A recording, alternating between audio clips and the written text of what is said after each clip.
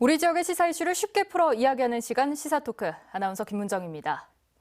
제3기 신도시 투기 의혹의 여파가 심상치 않습니다. 반사회적 범죄 행위라는 비판 속에 이번에 밝혀진 LH 사태는 빙산의 일각이라는 지적도 나오는데요. 공직자 투기의 실태와 근절 대책에 관한 이야기 나눠보겠습니다. 그 전에 앞서서 이번 주 주요 이슈 최영호 변호사와 함께합니다. 어서 오세요. 예, 안녕하세요. 네, 오늘 첫 번째로 다뤄볼 내용은 갑질 논란입니다. 사실 이 사안이 비단 어제 오늘의 일은 아니죠.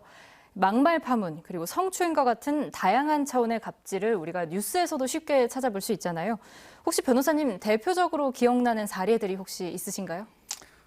이제 갑질이라고 하면은 계약서에 이제 갑을 이렇게 써 있거든요. 보통 임대인은 갑, 임차인은 을, 사용자는 갑, 뭐 근로자는 을 이렇게 해서 이제 갑들이 을들에게 이제 좀 부당한 행위, 불공정한 행위를 할 때 이제 갑질이라고 하는데, 사실 이 갑질이라는 용어가 좀 언론에 좀 보도되기 시작한 거는 이제 남양유업의 어떠한 소상공인에 대해서 물건 밀어내기, 폭언, 폭설 뭐 이런 것들이 이제 폭로가 되면서 갑질을 한다라는 용어가 시작됐고, 그게 2013년인데 이제 그때부터 주르륵 터졌어요. 이제 포스코의 라면 상무, 그 다음에 대한항공의 땅콩해양, 뭐 이런 것들이 갑질 문제가 터지면서 이제 좀 온 사회, 그러니까 그 대기업과 중소기업, 뭐 대기업과 소상공인의 문제뿐만 아니라 근로자 사이에서도 상사와 부하 직원, 아니면 손님과 주인, 뭐 이런 경우에서도 이제 갑질이란 문화가 이제 용어가 만연하게 퍼지기 시작했죠.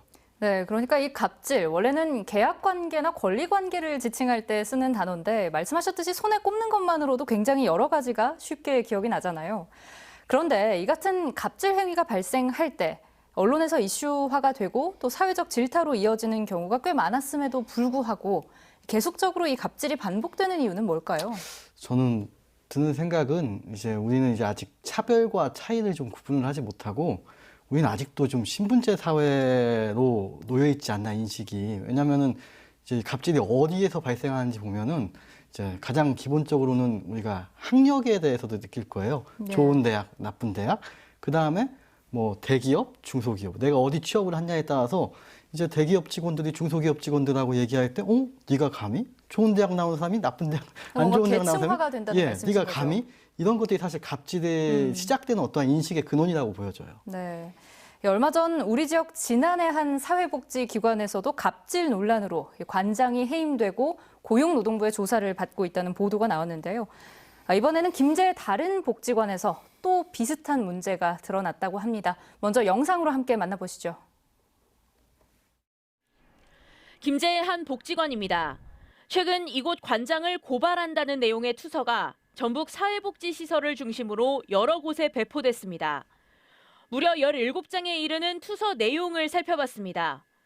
복지관 차량 관리 의도를 파악하지 못했다며 직원들에게 세차를 시킨 뒤 흰 장갑과 면봉, 칫솔로 검사해 먼지가 조금이라도 나오면 퇴근을 못하게 하는 등 관장이 수많은 갑질을 했다고 적혀 있습니다. 여직원 손을 잡거나 볼을 꼬집었다는 성추행과 특정 직원에 대한 편애, 불투명한 예산 집행과 인사 의혹도 제기됐습니다.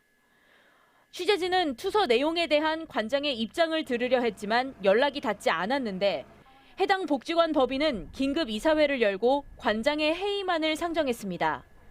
관장은 이 자리에서 사직서를 냈고 결국 사직 처리됐습니다.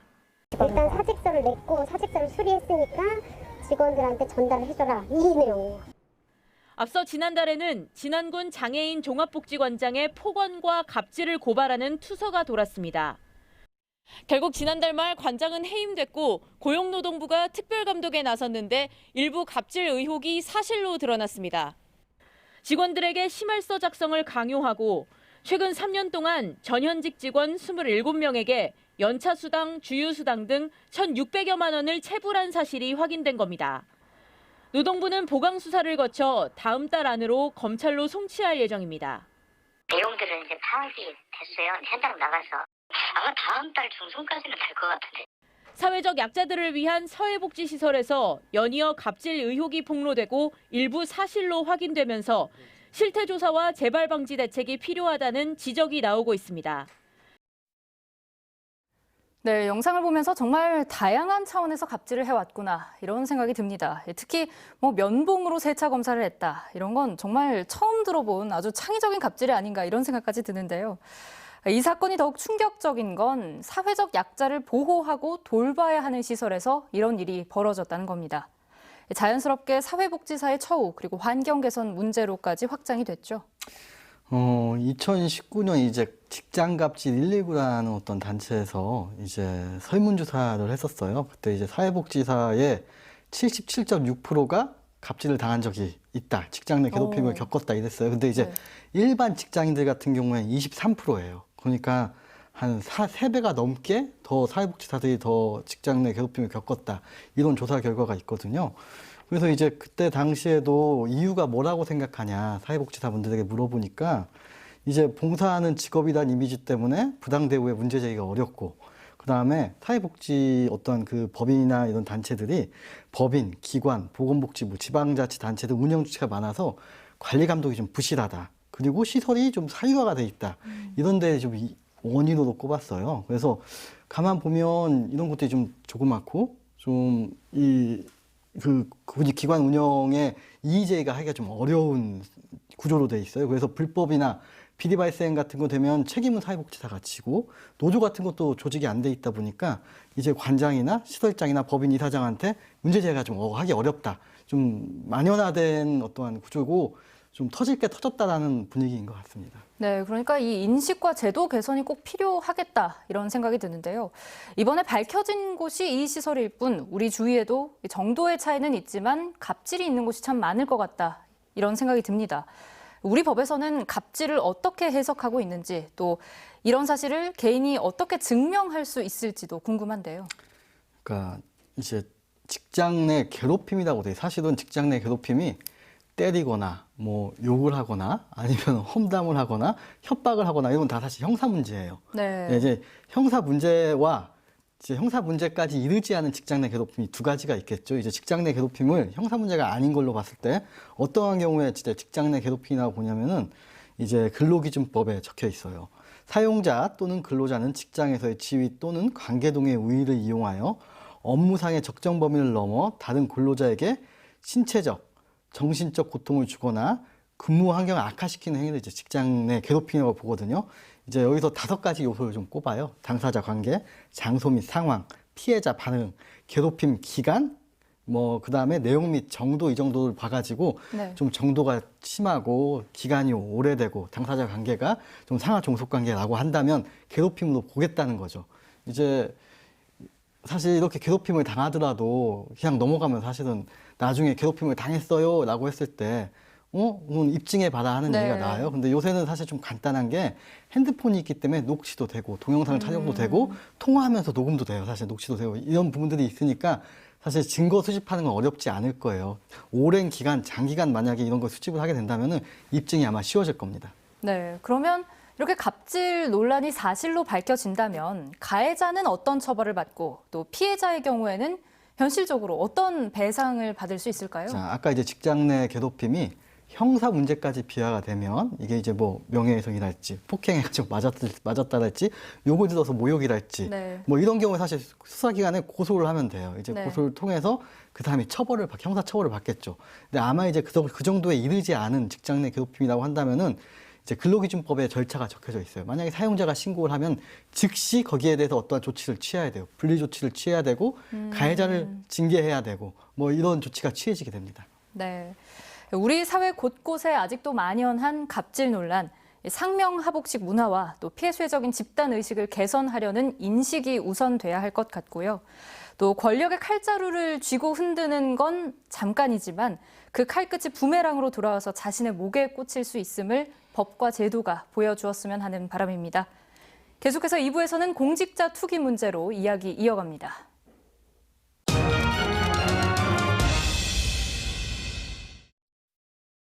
집값 걱정에 힘든 서민들을 다시 한번 울리는 소식이 최근 전국을 뒤흔들고 있습니다.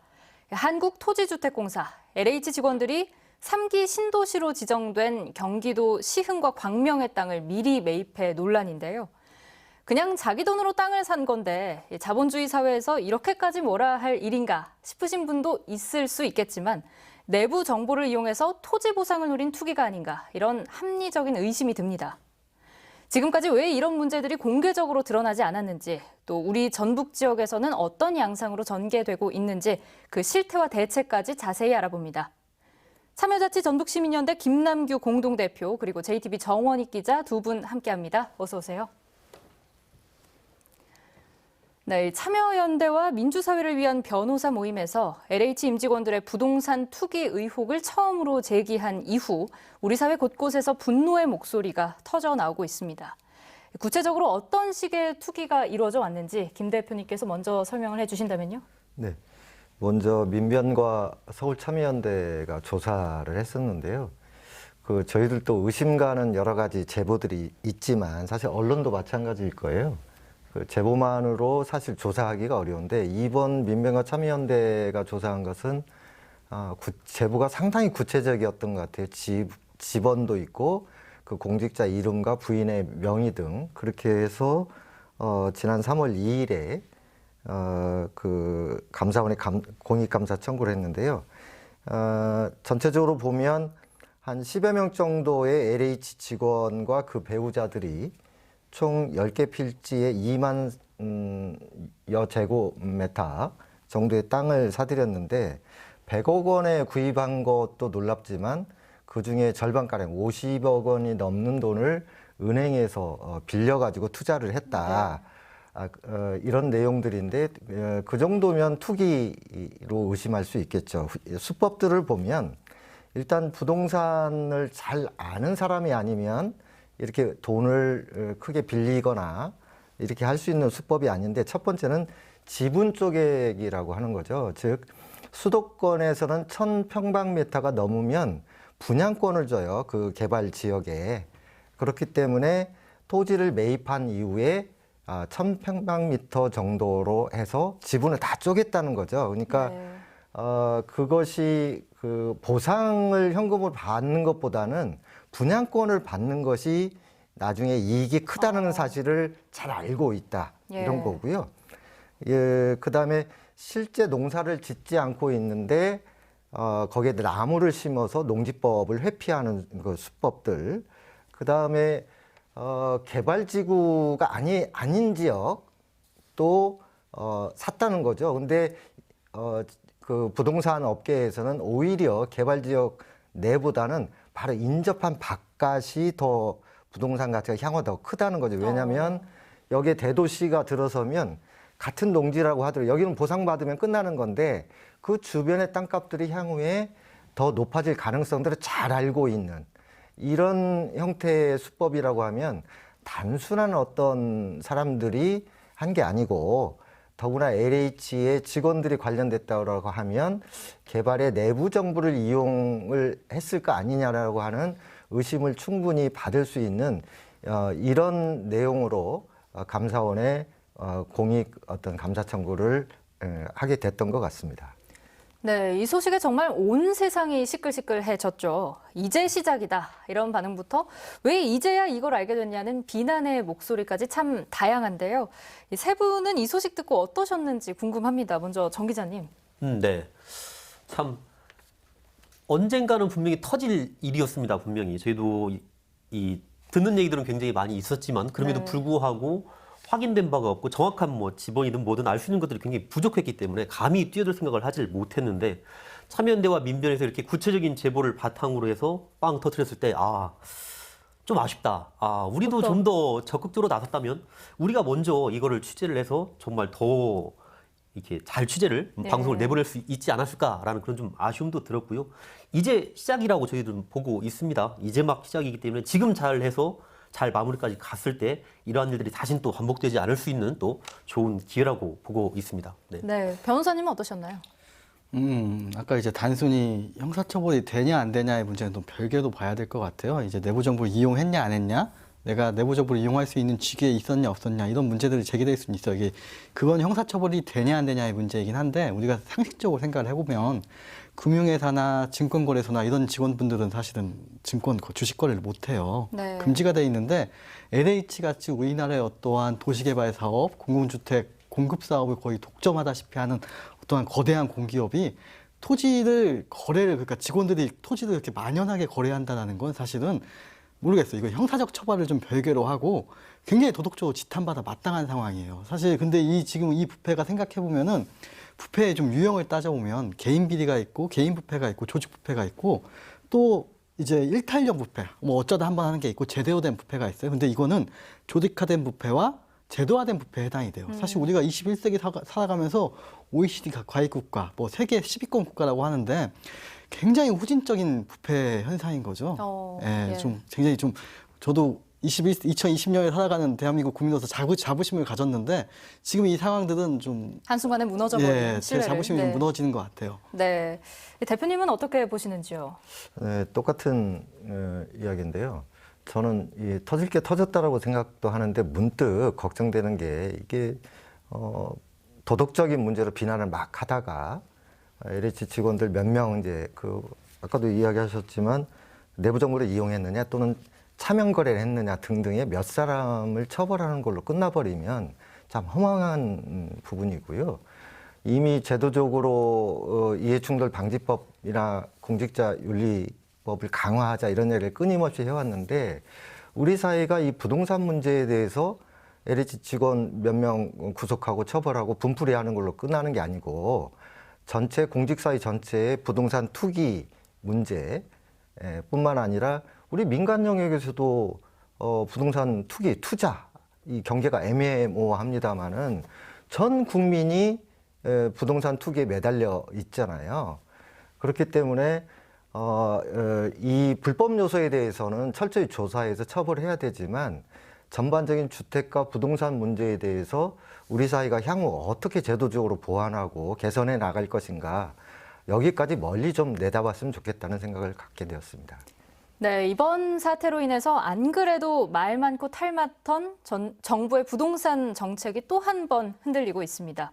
정부가 공공주도 개발을 부동산 정책의 핵심 키워드로 내세웠었는데 그 주체인 LH가 투기의 주범이라는 게 밝혀지니까 실제로 안 그래도 현장에서는 공공 분양이 민간 대형 건설사 주도의 사업들에 비해서 뭐 품질이나 이미지 측면에서 인기가 있던 편도 아닌데 이런 비리까지 있다면 더 이상 LH를 어떻게 믿겠느냐 이런 분위기가 팽배하잖아요. 대표님 어떻게 보시는지요? 공공의 영역이라고 하는 건 사실 신뢰가 가장 중요하잖아요. 그런데 그 토지공사하고 주택공사가 합쳐져 가지고 조직이 거대해졌을 뿐만 아니라 어떤 이런 주택 토지 개발의 어떤 공기업으로서의 독점 시장도 상당히 많은 부분 주택을 LH가 짓고 있기 때문에 그런데 이 분양이나 개발을 통해서 사실은 공무원 배만 불리는 거 아니냐라는 것 때문에 여러 가지 지금 정부의 부동산 정책이라든지 이런 부분에 실망감을 주고 있는데 지금 가장 세게는 LH를 해체하라 또는 다시 토지공사와 주택공사로 분리해라.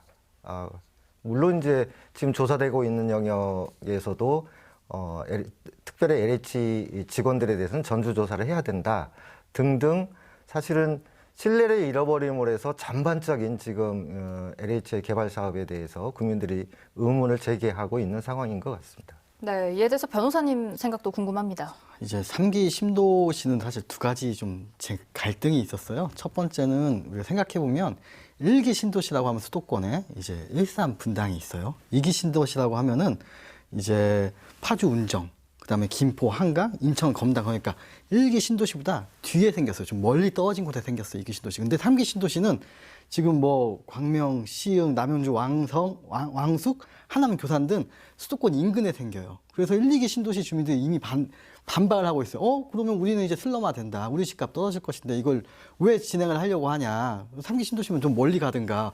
어떻게 우리보다 더 수도권에 가까이 놓냐. 뭐 이런 불만들이 있었거든요. 그래서 이 신도시 사이에 갈등이 하나 있었고 두 번째는 사실 본원적인 갈등이에요. 신도시라고 하는 거는 수용을 전제로 하는 거거든요. 그러니까 토지주가 나는 땅을 팔기 싫고 여기 살고 싶어요. 난 여기서 사실 사업체를 하고 있어서 사업을 하고 싶어요 해도 이제 신도시의 어떤 공공 택지 개발이라는 어떠한 이 법에 의해서 수용을 할 수 있는 권한을 줘요. 그러면 거기서 수용을 해서 땅을 사야 되는데 이제 대부분은 이제 그 기존에 그 감정가 그러니까 감정가 위주로 공시지가에 기반한 감정가 위주로 보상을 받게 돼요. 그럼 거기에 땅 가진 사람들은 이제 막 돈을 벌 것 같지만 사실은 그 원주민들은 돈을 못 벌어요. 그 돈을 버는 사람 따로 있었죠. LH 같이 땅을 쪼개기를 미리 네. 했다거나 나무를 밀식 식재했다거나 이런 분들은 돈을 벌지 모르지만 사실은 원주민들은 그냥 사실 생업을 잃고 딴 데 나가야 되는 상황이거든요. 그래서 이런 갈등이 있었어요. 근데 상기 신도시에서 지금 여기서 보면은 지금 이 땅을 그대로 보상을 하고 수용을 하고 보상을 하게 되면은 대부분 이제 외지인들이 돈을 벌게끔 구조가 돼 있단 말이에요. 그럼 이걸 좀 지속할 수 있을까? 네. 라는 의문이 지금 드는 상황이에요. 네, 저희 JTBC에서도 이와 관련한 보도들 계속 전해드렸었는데요. 다시 한번 만나보시죠. LH 전북본부 간부의 지인들이 3기 신도시 개발구역에 포함된 땅을 매입하기 시작한 건 지난 2017년 8월부터입니다. 이 간부의 부인과 형 부부로 추정되는 3명은 2017년 8월에 1,600여 제곱미터의 땅을 사들입니다. 다음 해인 2018년 2월 23일에는 현직 간부의 친족과 지인 등으로 추정되는 4명 역시 광명시에서 2,600여 제곱미터를 구입합니다. 이들과 함께 같은 날짜에 바로 옆 땅 990제곱미터를 산 사람들도 있습니다. 부부로 추정되는 2명인데 해당 남성은 당시 LH 전북본부에 근무하다 경기본부로 옮긴 것으로 확인됐습니다. 지금 다 전화를 이제 빼놓은 상태라서 전화 연결이 불가능한 상황입니다. 이번에 이제 대상자셔서 LH 전북본부의 간부는 2019년 12월에 아내로 추정되는 여성과 광명시 토지대장에 이름을 올립니다. 4,200여 제곱미터를 부인과 절반씩 나눠 매입했습니다. 중복된 인물을 빼더라도 LH 전북본부 간부와 직간접적으로 연관돼 광명시 개발구역 땅을 산 사람은 이제 16명으로 늘어났습니다. 이들의 특징은 지난 2017년부터 여러 명이 땅을 쪼개는 수법으로 개발구역 부지를 매입했다는 겁니다. 개발 이후 예상되는 대토 보상이나 아파트 분양권을 노렸을 가능성이 큽니다. LH 간부가 포함된 이들의 땅 매입이 조직적으로 이루어졌다는 의혹이 일자 이번 수사는 전북경찰청이 아닌 정부 합동특별수사본부가 맡을 것으로 알려졌습니다. 네, 이 사건에서 LH 전북본부의 전현직 직원과 그 가족 또 지인들에 대한 얘기가 전국적으로 연일 입방아에 오르내리고 있죠. 전북 본부장을 지낸 고위 간부가 얼마 전 극단적인 선택을 하는 일도 있었습니다. 해당 간부와 같은 시기에 근무한 직원들을 중심으로 조직적인 투기가 의심이 되는데요. 사실 저를 비롯한 일반 시청자들은 리포트 비하인드 스토리가 그렇게 궁금하거든요. 전북 지역의 사건을 처음에 어떻게 인지하고 취재를 시작하게 된 건지 또 현재까지의 진행 상황들은 어떤지 궁금합니다. 이 사안을 직접 취재한 정 기자님께 들어보겠습니다.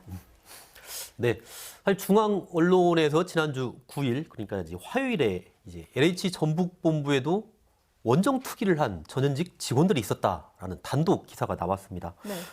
이거를 발빠르게 보신 우리 팀국장님들께서 이제 해당 언론사에 연락을 취해서 이 토지대장 일부를 입수를 하게 됐습니다. 이제 그 입수하게 된 그 토지대장을 근거로 해서 저희도 인근에 있는 직원들을 일일이 다 대조를 하고 검색을 해가면서 과연 여기 토지 소유자들이 이 LH 전북본부하고 어떤 연관이 있는지 이렇게 조사를 하기 시작을 했지요.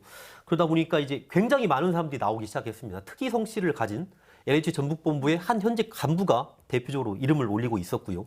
그분의 부인으로 추정되는 여성, 또 형님으로 추정되는 남성, 그리고 일가족으로 추정되는 같은 성씨를 가지신 분들, 네. 그리고 같은 아파트에 사시는 분들, 일가 친척 지인으로 추정이 되시는 분들.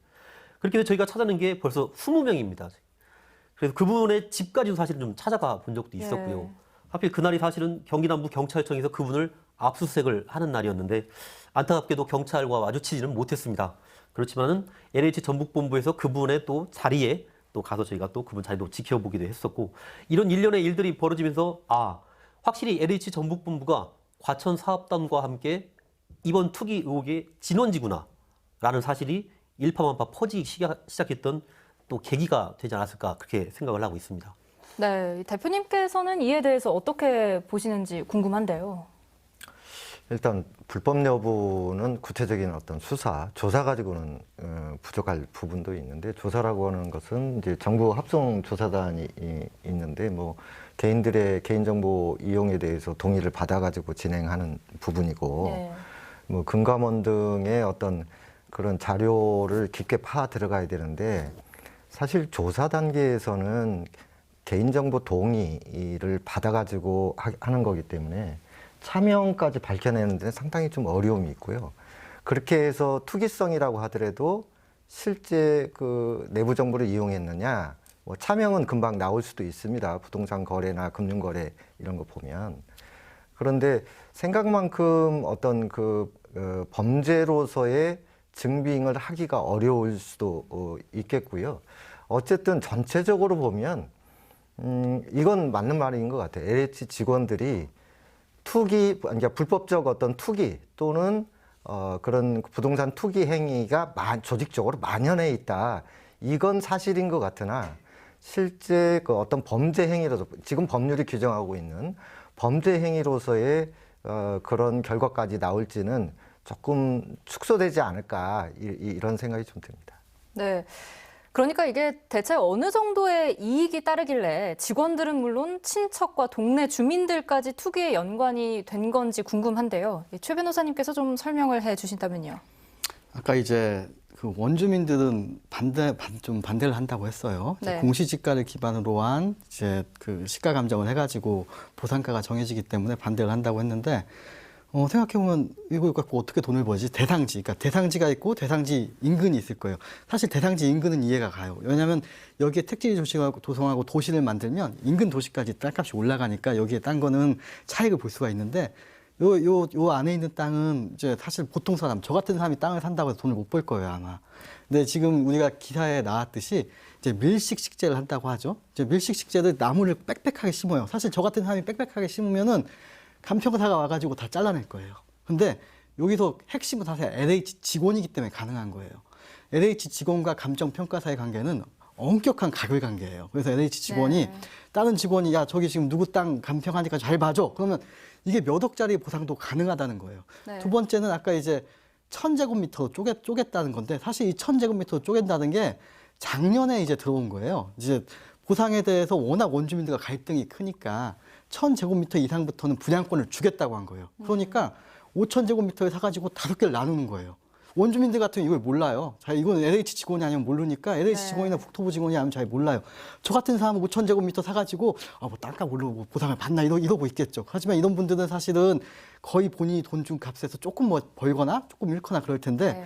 LH 직원이기 때문에 가능한 거예요. 그래서 분양권을, 신도시에 대한 분양권을 얻고 나무나 어떤 밀식 식재나 아니면 축사 같은 걸 가건물로 지어가지고 보상을 받는 거예요. 감정을 해가지고.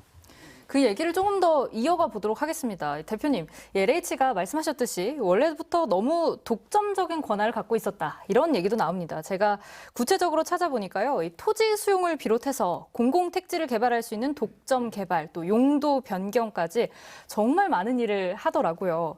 특히 이번 사건에서는 토지 보상 업무를 담당했던 임직원들이나 중간 관리자급 인원들이 연관이 됐고, 또 그들의 일명 아까 변호사님께서도 얘기하셨지만 이걸 나무 스킬이라고 하더라고요.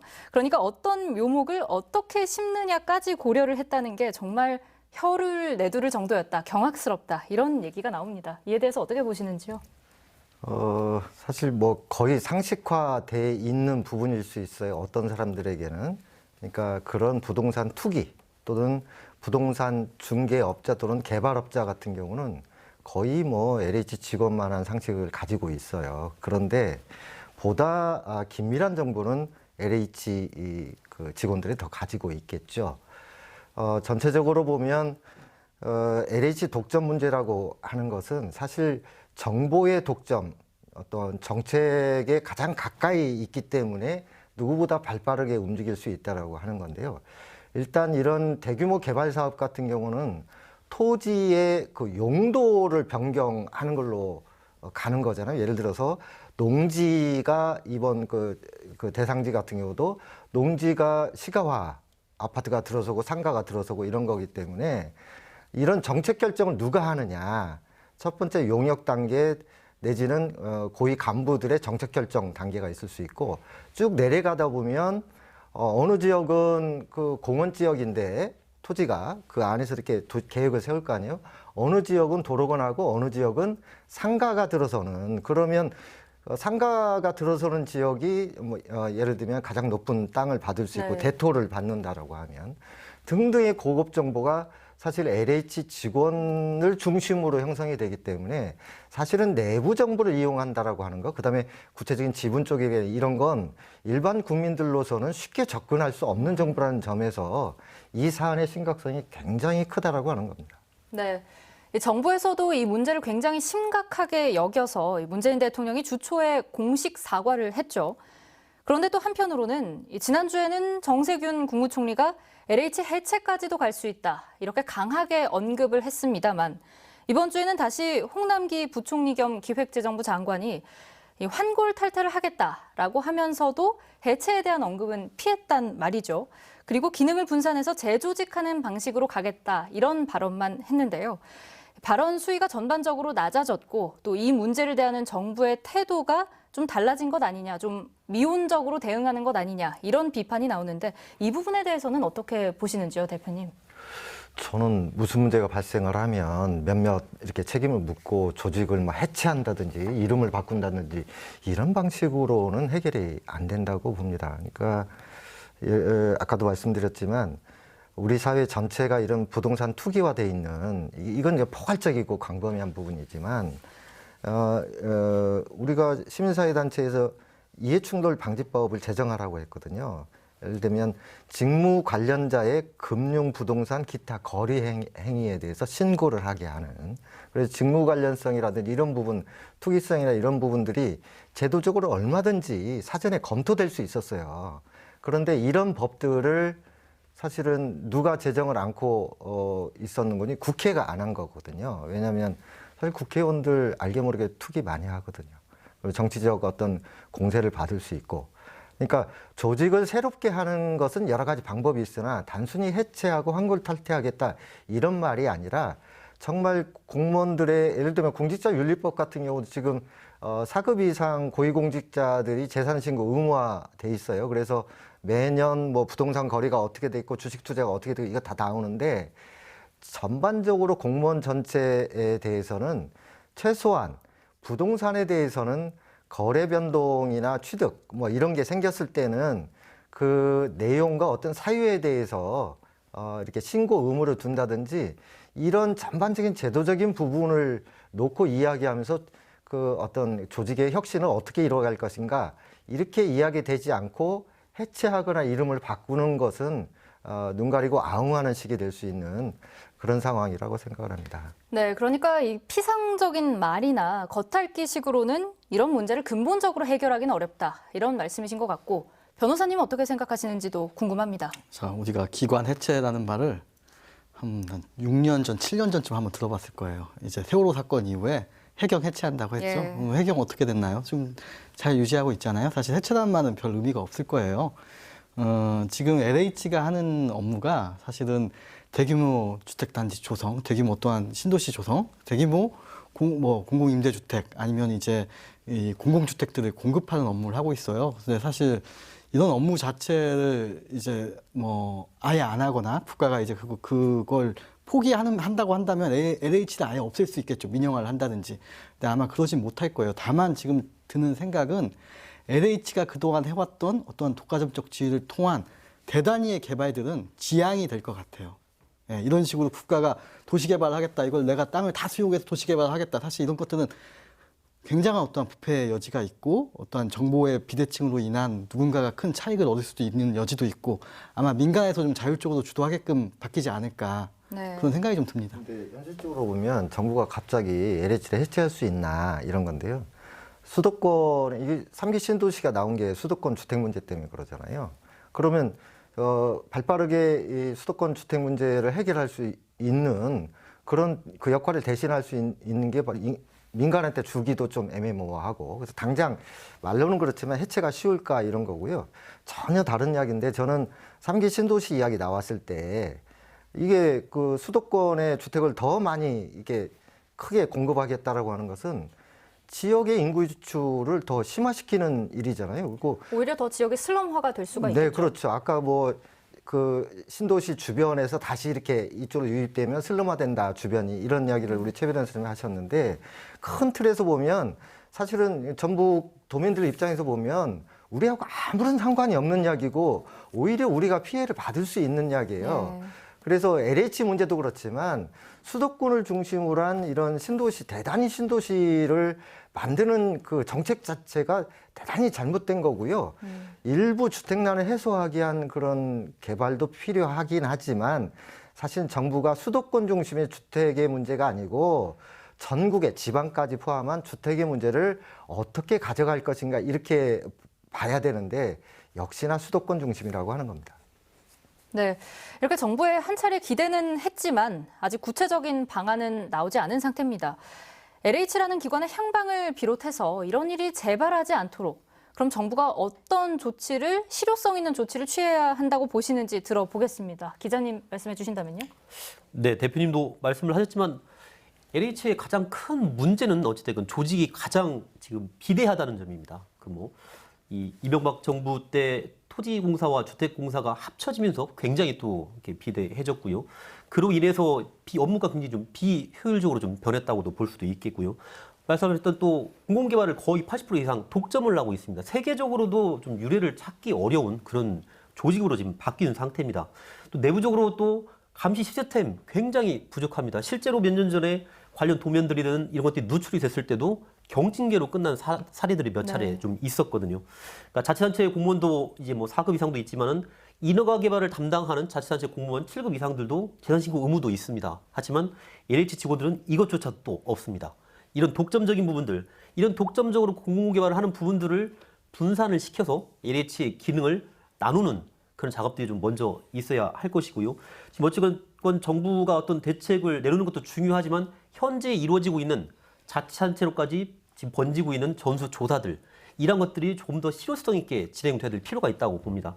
자치단체만 또 전수조사를 한다고 해서 이게 또 다는 아닐 겁니다. 분명히. 셀프 조사라는 또 한계가 분명히 있기 때문에 네. 여기에 더불어서 경찰뿐만 아니라 검찰, 정부가 하고 있는 것처럼 또 국세청 이러한 여러 조직들이 함께 조사에 나서서 이러한 대책들이 지역의 대책, 전국의 대책, 정부의 대책들이 하나로 어우러져서 같이 이루어질 때 이 같은 일을 좀 더 줄일 수 있는 하나의 방법이지 않을까 보고 있습니다. 그러니까 적절한 감시와 견제 장치가 꼭 마련이 돼야 한다 이런 네, 말씀이신 그렇습니다. 것 같고요. 또 대표님께서는 어떻게 생각하시는지요? 전반적으로 보면 그 여러 가지 지금 이 입법 이야기가 또는 법률 개정 이야기가 많이 나오고 있는데요.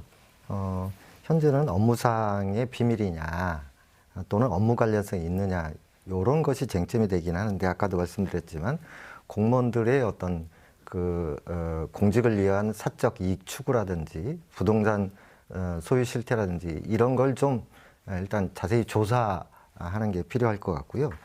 예를 들면 사실은 땅을 중심으로 해서 불로소득을 온 국민이 다 하고 있다 이런 이야기를 아까도 말씀드렸는데 택지소유 상한법이라든지 토지초과 이득세, 종합부동산세 등 법률적 정비라든지 법적 개정 이거 국회가 동시에 하면서 사실은 LH 조사도 가야 된다라고 하는 거고 지금 서울시장, 부산시장 재보궐선거 때문에 어쨌든 국민의 어떤 분노를 빨리 잠재우려고 하는 그런 그 조사 방식이라든지 결과 낳기 이것도 우리 국민들이 철저히 지켜보면서 근본적인 대책을 좀 촉구해야 될 사항이 아닌가 이렇게 생각하고 있습니다. 네, 이번 LH 투기 의혹 사태가 일파만파로 퍼지면서 우리 지역 지자체들도 공무원들의 투기 여부 조사에 나섰습니다. 우선 관련 영상으로 먼저 만나보시죠. 전라북도가 투기 의혹을 조사하는 지역은 지난 2015년부터 지난해까지 5년 동안 도시개발지구로 지정된 곳입니다. 전주 천마지구와 남원 구암지구 등이 거론되고 있는 가운데 조사 대상 지역을 선별하고 있습니다. 조사 대상지가 결정되면 개발 지역의 사전 정보를 이용해 전라북도 소속 공무원의 투기 행위가 있었는지 여부를 조사할 예정입니다. 전라북도는 투기 행위가 드러나면 징계와 함께 형사적 책임을 물을 예정입니다. 만약에 문제가 있다고 하면 행정적인 조치는 그런 조치는 제가 행정에서 할 수 있는 조치는 취해야겠죠. 익산시 역시 공공택지를 대상으로 특별 감찰에 들어갔습니다. LH가 시행하는 소라산 공원 개발지역과 평화지구, 전북개발공사가 진행하는 부송 4지구 등이 대상입니다. 지구 개발이 이제 일반 시민한테 발표된 날 5년 정도 보고 있거든요. 그거에 맞춰서 이제 보려고요. 전주시는 이미 에코시티와 만성지구, 효천지구 등 7곳에서 공무원들이 개발 이익을 노리고 땅을 샀는지 조사하고 있습니다. 군산시도 동참할 예정입니다. 이로써 전라북도와 전주시, 그리고 익산시와 군산시 등 4곳이 공무원의 부동산 투기 의혹을 집중 조사하게 됩니다. LH 전북본부와 연관된 정부의 합동조사도 강화됩니다. LH 현직 직원 가운데 LH 전북본부에서 근무하거나 이후 타 지역으로 이동한 4명이 3기 신도시 개발구역 투기 의혹으로 정부의 수사 대상에 오른 것으로 알려졌습니다. LH에서 시작된 땅 투기 의혹이 자치단체의 전수조사로 번지면서 결과에 따라 거센 후폭풍이 예상됩니다. 네, 우리 전북 지역에서도 이제 칼을 빼들었습니다. 이제껏 계속 나온 얘기들 중에 자꾸 강조가 되는 게 공무원들의 비양심도 물론 있지만 근본적으로는 시스템, 구조의 문제란 말이죠. 그런데 사실 LH가 이런 비대한 권력을 갖고 휘두를 수 있었던 배경에는 각 지역의 공직자나 정치권의 영향력이 있지 않았을까 이런 의심도 드는데요. 정 기자님께서 취재하셨던 내용을 바탕으로 어떤 곳들을 어떤 방식으로 집중적으로 조사하고 있는지 정리해서 말씀을 해주신다면요. 네, 가장 먼저 전라북도가 전수조사를 하겠다라고, 죄송합니다. 전라북도 이전에 전주시가 가장 먼저 조사를 하겠다라고 말을 먼저 했었고요. 그리고 나서 이제 전라북도 그 뒤이어 뉴스에서 보셨겠지만은 군산, 익산, 현재는 고창, 김제까지도 같이 전수조사를 하겠다라고 지금 공개적으로 밝힌 바가 있습니다. 전주 같은 경우는 지금 최근에 이제 조성이 됐던 이제 만성지구, 에코시티, 효천지구, 뭐 가련산이라든지 이런 것들, 또 익산 같은 경우는 또 부송지구, 또 남원 같은 경우는 구암지구, 이런 다양한 곳들, 또 완주의 운곡지구 이런 곳들이 지금 해당이 될 것입니다. 전주시는 가장 먼저 이제 대상지를 발표를 했지만 이후에 이를 더 늘리고 확대할 또 계획을 또 갖고 있는 것으로 또 알려지기도 했고요. 이 조사 대상 지역을 이뿐만 아니라 혁신도시, 좀 오래되긴 했죠. 하지만 혁신도시까지도 범위를 더 넓혀야 된다라는 이런 일부 정당의 또 그런 목소리도 있었고요. 이렇게 보기 시작한다면 정말 어마어마한 수준의 그러한 개발 지역들, 이런 것들이 이번 조사 대상에 포함이 될 수 있을 것으로 좀 기대를 하고 있습니다. 네, 아무래도 유착 관계가 우려가 되니까 공직자뿐만 아니라 지방의원이나 국회의원들에 대한 진상조사도 이루어져야 한다. 이런 의견들이 제시되는데요. 그 필요성에 대해서는 다들 공감하시는지요? 먼저 변호사님. 지금 이제 조사라고 하잖아요. 이제 공무원들 조사라고 하는데, 물론 LH 직원 같은 경우에는 LH는 이제 공직자들은, 사급 이상 공직자들은 재산을 신고하도록 돼 있어요. 이제 근데 공공기관 같은 경우에는 사장, 부사장, 임원들만 그 재산 신고 대상이거든요. 근데 이제 지자체 같은 경우에는 사급 이상 공무원들도 다 재산 신고가 돼 있고 아마 도시개발 쪽은 한 6급, 7급까지 내려올 텐데, 이미 제 생각에는 조사라고 하는 게 LH에서 동의서를 받은 것들을 보면 어떤 동의를 받냐면은 지금 내 현재 재산 내역에 대해서 공개 재산에 조사하는 걸 승낙 개인정보를 동의합니다. 과거, 그러니까 국토교통부에다 조회를 할 수 있거든요. 그 조회에 동의를 하게 되면은 과거 거래 내역까지 동의를 하게 돼요. 그러면 이제 인별로 뽑게 되는 거죠. 내가 과거의 거래 내역도 사고 팔았던 땅까지 이제 나오는 거죠. 사실 근데 고위공직자들 같은 경우에는 이게 90년대 초반에 공직자윤리법이 들어왔기 때문에 한 1, 20년간 누적이 돼 있을 거예요. 실제로 개발에 대해서 주체가 되고 거기에서 결정을 하셨던 분들, 그분들과 관련돼서는 인적으로 공개가 되기 때문에 사실 그분들은 자기 이름으로 살 리가 없고 자기 부모, 자식, 명의로 살 리가 없어요. 그러면 지금과 같은 인적으로 어떠한 조사를 했을 경우에 모르겠어요. 하위직들은 그럴 수 있겠죠. 어떠한 고급 정부의 직접적 대상이 아닌 하위직들은 그냥 아무 생각 없이 땅을 샀다가 지금 와서 이제 정부가 털려서 조사가 되겠지만, 근데 그분들은 또 이제 우리가 하나 더 짚어봐야 될 것은 이제 여기서 형사사건이 되려면 이 내부 정보를 이용했다는 게 나와야 될 텐데 전혀 관계가 없거든요. 나중에 술자리에 들어서 샀을 수도 있고, 그러니까 이 사람들에 대한 그 인과관계를 입증이 굉장히 어려워져요. 예. 사실 저는 그래서 이런 조사를 하는 거 보면서 지방의원, 국회의원 이미 다 재산 공개를 하고 있어요. 부모, 자식, 처까지 다 지금 다 웬만하면 다 재산 신고가 돼 있고 등록이 돼 있는데 지금 뭐 하는 건지 싶어요, 솔직히. 그러니까 큰 의미가 없다 이런 네. 생각하시는 거죠. 대표님 그러니까 지금 어떻게 조사는요. 보시는지. 네, 대표님은 어떻게 보시는지요? 최 변호사님 이야기를 바꾸면 이래요. 투기가 의심돼가지고 조사를 했어요. 근데 이제 업무 관련성에 기타 법적인 문제가 하나도 없으면 정상적인 투자가 되는 거예요. 근데 현실에서는 누가 봐도 이건 투기인데 법으로 조사해서 문제가 없다 그러면 난 투기가 아니야, 투자야, 법적으로 인정받았어, 이렇게 되는 거죠. 그러니까 투기와 투자의 선상이라고 하는 게 사실은 애매모호하다는 거죠.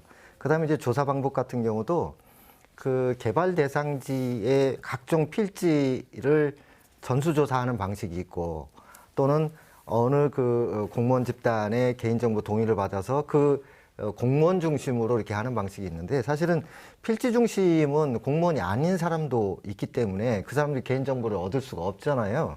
그렇기 때문에 이 조사 방법도 굉장히 좀 어렵고, 아까 이야기하신 대로 4급 이상은 저도 국회의원이나 이제 고위공직자들 재산신고 내역을 좀 보면 사실 이미 다 정리가 돼 있습니다. 그러니까 국회의원들 같은 경우도 본인이나 직계 좀비 속 이름으로 재산을 그렇게 별로 갖고 있지 않아요. 문제될 게 없을 정도로 이렇게 깔끔하게 정리됐는데, 고위공직자 중심으로 조사를 한다. 이것도 조사의 한계가 있고요. 사실 하위직으로 갈수록 그러면 업무 관련성이라든지 이런 부분들을 어떻게 구체적으로 증빙하느냐. 그래서 조사에, 그러니까 그 투기의 내용과 비교해서 조사의 한계가 상당 부분 크게 느껴질 거다, 이렇게 예상이 됩니다. 네, 어찌됐든 이런 전수조사를 하는 걸 보면 그래도 노력하고 있구나 이런 생각이 드는 한편, 아까 잠깐 정 기자님께서도 말씀을 해주셨지만 행정의 조사에는 한계가 있다는 지적도 여전합니다. 강제적인 조사권과 처벌권이 없어서 이러다가 본보기식으로 몇 명만 악당이 되고 다시 이전과 크게 다를 바 없는 행태로 돌아가는 것 아니냐, 이런 우려일 텐데요. 그래도 소 잃고라도 외양간은 고쳐야겠죠. 늦었지만 이제라도 법망을 좀 촘촘히 만들고 제도적으로도 이렇게 한 기관의 영향력이 너무나 막대한 상황들에 대해서는 좀 손을 봐야 하지 않을까, 이런 생각이 드는데 변호사님 어떠세요? 사실 이제 이해충돌 방지나 이런 조항들이 있었으면은 이제 주택공사나 아니 LH 같은 경우는 땅을 사는 게 사실 어려웠을 수도 있을 것 같아요. 공공기관 임직원들의 이해충돌 방지를 위해서. 근데 이제 그런 것들이 사실은 없었던 게 좀 미비했던 부분이죠. 그리고 아예 부동산의 어떤 특정 부동산에 대해서는 좀 금지를 시켜놨다거나. 근데 저는 이 문제에 대해서는 지금 3기 신도시 문제에 좀 국한시켜 봐야 된다고 봐요. 지금 LH 문제는 3기 신도시로 시작을 했는데, 저는 이분들에 대한 가장 적절한 응보, 가장 적절한 처벌은 형사처벌이 아니라 3기 신도시를 이제 철회하고 그 토지를 사실은 토지거래 허가구역으로 묶는 거예요. 그럼 거기에 돈을 빌려서 샀던 분들은 사실은 거기에 대한 가장 큰 경제적 타격을 입게 되는 거거든요. 저는 그래서 지금 이 3기 신도시를 계속 추진하자는 쪽 분들이 사실은 이 거래, 이 불법 투기와 좀 거하기 아닐까 하는 생각이 들 정도입니다. 네, 대표님 어떻게 보시는지요?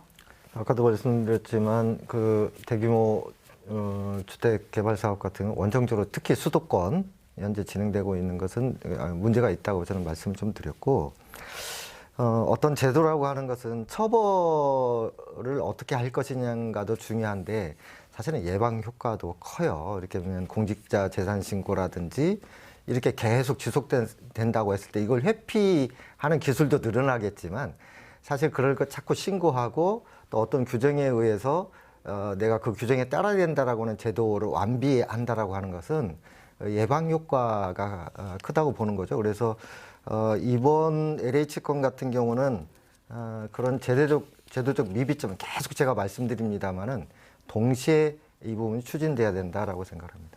네. 이렇게 애꿎은 국민들만 또 피해를 보고 있는 상황입니다. 앞으로 투기 근절은 물론 견제와 균형을 통해서 정의가 실현될 수 있도록 노력을 해야 할 텐데요. 마지막으로 인식과 대책의 측면에서 세 분 마무리 발언 듣겠습니다. 먼저 정 기자님부터 해주신다면요. 네, 지금 정부가 많은 부동산 정책을 지금까지 내왔습니다. 이제 그런데도 불구하고 이러한 정책들이 오히려 투기를 유발해온 정책이 아니냐라는 좀 비판의 목소리도 있었습니다. 투자는 분명히 필요한 부분입니다. 그렇지만 투자가 아닌 부정한 방법을 위한 투기는 반드시 좀 사라져야 될 부분이라고 좀 보여지는데요. 그러한 전면에 LH 공공기관의 직원들이 나섰다는 거에 대해서 국민들의 분노가 바로 있는 게 바로 그런 지점이라고 좀 보고 있습니다. 또 다른 공무원들도 굉장히 좀 많이 있을 거라는 좀 의심도 강하고요. 대표님께서도 말씀하셨지만은 이 투기 세력들은 늘 앞서갑니다. 범죄자들도 늘 앞서가기 마련입니다. 우리는 뒤쫓아야 됩니다. 그를 뒤쫓기 위해서는 이번 사례가 또 가장 또 좋은 기회가 될 거라고 보고요. 이번 정말 가장 좋은 기회를 만났을 때 정말 제대로 된 정책들, 제도적인 변화가 뒤따라서 이런 부분들 좀 막을 수 있는 그런 좀 좋은 때가 됐으면 좋겠습니다. 네, 대표님 말씀해 주신다면요. 공직자의 부동산 투기 심각하고요. 반드시 그 조사해서 법적 처벌을 받게 해야 됩니다. 그런데 LH 직원들만 문제인가 또는 공무원들만 문제인가? 사실 민간 영역도 투기를 부추기는 그 수법들 굉장히 많거든요. 기획부동산 같은 경우는 버스로 대절해가지고 땅 투자하라고 하고 여러 가지 유튜브나 방송도 보면 투자하라고 부추기는, 그리고 전국국조는 전체적으로 보면 땅 없는 사람들은 계속해서 오르는 땅값, 그 내 집을 마련 못하고 있는 사람들에게는 불안감이 계속 올라가는 이 전체적인 문제에 대해서 우리가 우리 사회의 이런 부동산의 문제에 대해서 장기적으로 어떻게 해결할 것인가라고 하는 출발점이 되어야 된다고 생각합니다. 네, 마지막으로 변호사님도 한 말씀 해주시죠. 그냥 LH 사태를 좀 보면 느끼는 거는, 그러니까 국가가 이제 독점한 대단히 택지 조성, 대단히 신도시 개발 사업에서 이제 뭐 공무원이나 이제 그 정부의 비대칭이 너무 크다는 거죠. 거기에 대해서는 수익도 너무 크다는 거고, 여기에 대한 유혹은 항상 있을 거고, 이런 거에 사실 원천적으로 어떻게 통제를 할까 사실 불가능할 수도 있을 것 같아요. 사실 진짜 실력 있는 사람들은 자기 명의로 안 사죠. 타인 명의 누군가 명의를 빌려줄 사람이 항상 있고 그분들과 수익을 나누겠죠. 그래서 그런 것들은 원천적으로 어떻게 차단은 좀 불가능했을 것 같고, 사실은 그냥 근본적으로 국가가 언제까지 이렇게 대규모 택지단지를 조성하고 이러한 비리를 좀 방치할 수밖에 없느냐. 좀 이런 대규모 택지 조성이나 대규모 신도시 공급에 대해서는 좀 제고해야 되지 않을까 그런 생각이 듭니다. 네, 지치고 또 쉽게 분노하게 되는 요즘입니다. 이번에는 꼭 정치권이 또 우리가 대표의 자격을 준 이들이 해답을 찾아서 정답을 향해 갈 것이라는 믿음을 심어주길 바라봅니다. 그래서 우리 주변의 선한 이들, 하루하루를 성실과 진심으로 살아내고 있는 이들이 결국 옳았음을 사건 조사의 결과로서 보여주었으면 좋겠습니다. 오늘 시사토크 여기서 마칩니다. 함께 해주신 여러분 고맙습니다.